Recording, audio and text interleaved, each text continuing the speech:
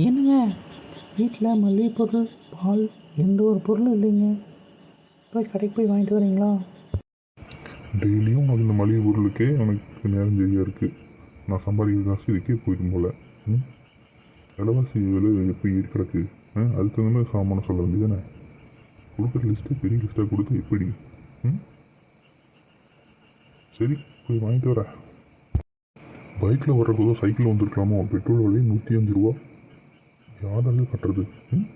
சம்பாதிக்கிற காசு பெட்ரோல் அடிக்கிறதுக்கு சரியாக போயிடும் போல். சரி அடுத்த தடவை பார்த்துப்போம்.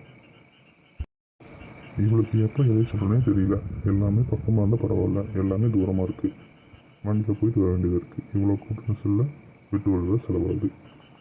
சரி என்னதான் பண்ணுறது? போய் வச்சிருக்கிற மாதிரி வாங்கிட்டு வர வேண்டியதுதான். ஃபஸ்ட்டு பால் வாங்கணும். எங்கே வாங்கலாம்? மளிகை கடையிலையா, ஸ்டோர்லையா, இல்லை பால் பண்ணையிலையா? எங்கே விலை கம்மியாக இருக்கும்? சரி பார்ப்போம். பாலை வாங்கிட்டு மளிகை கடைக்கு போயிட்டு மளிகை ஜாமான் வாங்குவோம்.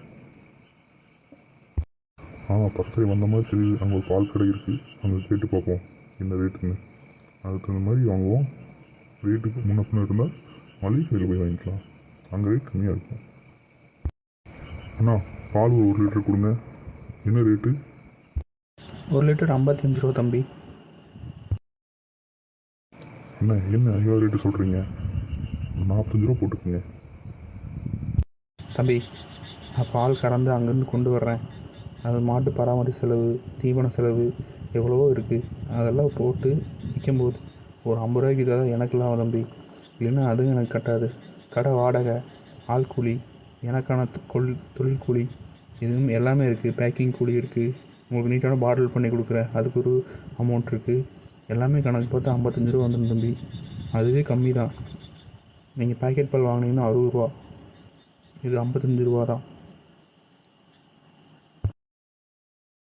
அண்ணா 45 ரூபானா கொடுங்க, இல்லைன்னா எனக்கு பால் வேண்டாம். சரி தம்பி, உனக்கு 1 லிட்டர் கொடுக்குறேன், வாங்கிக்கோ. ஓகே, உங்களுடைய பேரம் பேசி 10 ரூபாய்க்கு குறைச்சி வாங்கிட்டோம். அங்கே டிபார்ட்மெண்ட் ஸ்டோர் வந்துருச்சு, கண்ணுக்கு தெரியுது. அங்கே போய் எல்லா ஜாமானும் வாங்குவோம். கூட எக்ஸ்ட்ரா ஒரு லிட்டர் பாலும் வாங்குவோம்.